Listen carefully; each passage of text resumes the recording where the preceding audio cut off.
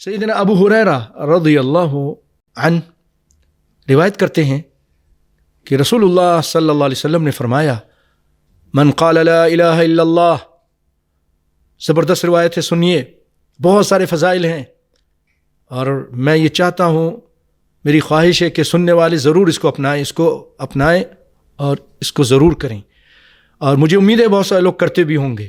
من قال لا الہ الا اللہ وحدہ لا شریک لہ لہ الملک ولہ الحمد وہو علی کل شیء قدیر. جو یہ الفاظ کہتا ہے، کلمہ توحید کہتا ہے، ایک دن میں 100 مرہ، 100 مرتبہ، تو کیا حاصل ہوتا ہے، کیا چیزیں ملتی ہیں اس کو؟ کانت لہ عدل 10 رقاب. یہ کہنا ایسے ہے جیسے اس نے 10 غلام آزاد کیے، 10 گردنیں آزاد کیں. لہو عدل 10 رقاب وکتبت لہو 100 حسنہ، 100 نیکیاں لکھی جاتی ہیں، 100 نیکیاں اللہ کے لکھی جاتی ہیں. قیامت کے دن آدمی ایک ایک نیکی کے لیے پریشان پھرے گا. 100 نیکی یہ 100 مرتبہ کہنے سے اس کو مل جاتی، اس کے نامہ اعمال میں اللہ درج کر دیتا ہے. ومحیت عنہ 100 سیئہ، اور اس کے 100 گناہ مٹا دیے جاتے ہیں. محیت، اللہ اکبر، مٹا دیے جاتے ہیں، کلمہ عفو پھیر دیا جاتا ہے. کتنی چیزیں ہوگی؟ 3 چیزیں. وَكَانَتْ لَهُ حِرْزًا مِّنَ الشَّيْطَانِ يَوْمَهُ ذَلِكَ حَتَّى يُمْسِيَ. اگر صبح کہا ہے تو شام تک یہ کلمات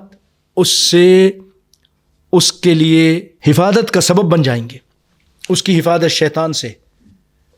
حرزن کہتے ہیں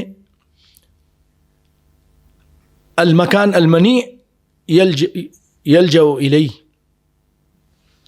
کہ ایک ایسی جگہ جہاں دشمن سے اس کا بچاؤ ہو سکے، جہاں آدمی جا کے پناہ پکڑتا ہے. اگر یہ کلمات آپ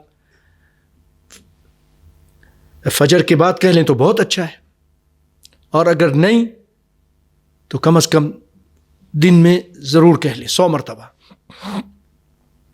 حتی یمسیہ، یہاں تک کہ شام کر لے، پھر شام کو کہہ دے.